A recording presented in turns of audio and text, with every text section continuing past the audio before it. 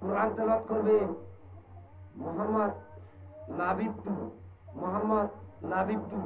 আমি ওনাকে কোরআন তেলাওয়াত করার জন্য বিশেষভাবে অনুরোধ করছি।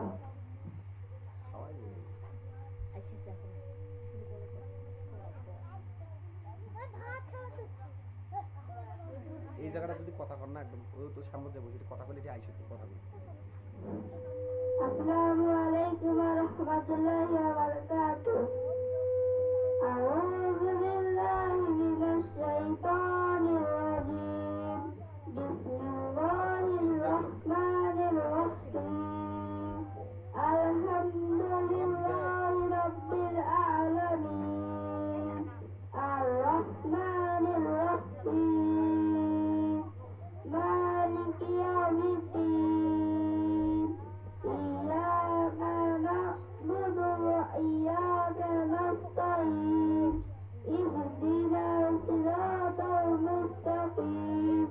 সিরাতাল লাযীনা আন'আমতা আলাইহিম গায়রিল মাগদুবি আলাইহিম ওয়ালাদ-দাল্লিন। আমিন। সাদাকাল্লাহুল আলিয়্যুল আযীম।